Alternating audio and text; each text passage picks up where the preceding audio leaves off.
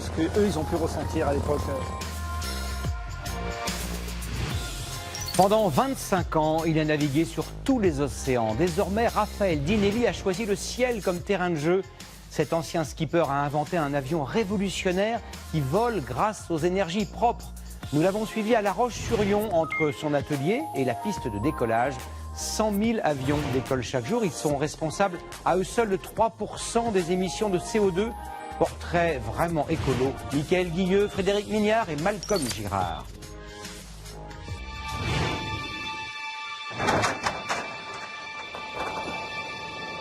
Il y a des portes qui donnent sur l'avenir.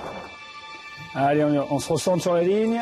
Et des hommes capables de tout pour les franchir. 14 mètres, ça commence à être très long. C'est limite pour passer dans les portes. Alors quand j'aurai un avion de 25 mètres d'envergure...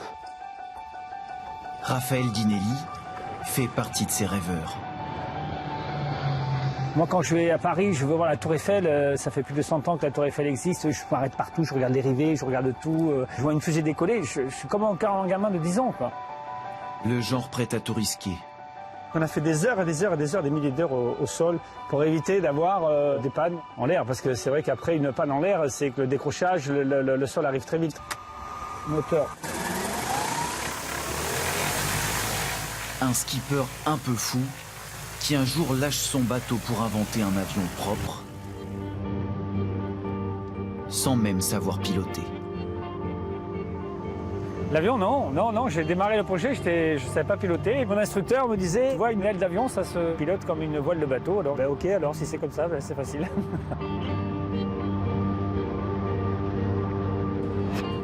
La vie de l'homme aux chaussures bateau a commencé ici, sur le port des Sables d'Olonne. 4 fois, il s'était lancé en solitaire sur la course la plus dure au monde, le Vendée Globe. Ça vous manque pas, ça? Si. si. Partir là-dessus pendant 100 jours, 80 jours, avec des creux de 15-20 mètres, des tempêtes et tout. C'est comme moi, je suis dans mon avion, c'est pareil. Tout à l'heure, sur les Cumulus, je me bagarrais et je me retrouve quand on est à la barre et qu'on en prend en plein la figure, quoi. C'est pareil. Hier la mer, aujourd'hui les airs. Raphaël Dinelli vit pour ses défis, peu importe le danger. Vous êtes prêt à risquer votre vie pour ces projets? Bah oui, parce que c'est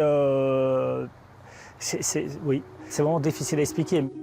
Les mots sont difficiles à trouver, car la mort, il l'a déjà frôlée. En 1996, son bateau chavire, il reste 36 heures debout sur les débris avant d'être secouru. Alors pourquoi continuer à risquer sa vie quand on est déjà un miraculé? Comme souvent avec lui, une partie de la réponse se trouve en mer.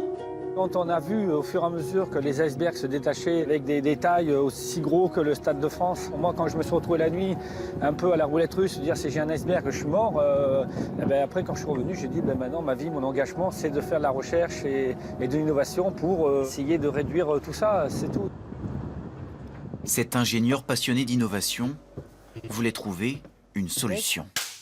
Voilà. Il va créer un avion. Entre ses vieilles voitures de collection et ses plans de bateau, dans une étrange cuisine. C'est là, ici, qu'on a cuit l'avion. Ça, c'est notre four où on fait cuire nos panneaux solaires. Il invente ses propres panneaux solaires, construit un monoplace volant à l'électricité, à l'hydrogène et aux huiles végétales. Au début, c'était la... On volait comme les pionniers de l'aviation, hein. Il fallait nous tirer comme avec des fils, comme une marionnette, quoi. Aujourd'hui, on a rajouté 20 kW, on a 48 kW. Donc là, aujourd'hui, on l'a vu, hein, dans le vol de ce matin, j'ai plus la patache, c'est plus la pêche, ça ressemble à un avion quand même qui est un peu plus rapide, quoi. 9 ans plus tard, le voilà au départ d'un raid historique. Sur les traces de Saint-Exupéry, un siècle après le début de l'aéropostale. Bah non, mais je t'attendais, moi, avec ton avion. Pour la première fois, Alors lui, il fait comme ça, et moi, je fais comme ça, tu vois. son avion va partir suivi de 70 autres aéronefs. C'est le premier raid avec un avion électrique et solaire. Lui ne fera que la première étape. Je vais essayer de monter, mais je vais monter très très lentement, voilà. 2 fois moins rapide que les autres, son avion n'est pas encore prêt pour voler jusqu'à Dakar. Peu importe, Raphaël veut être un pionnier, il sait où il a mis les pieds.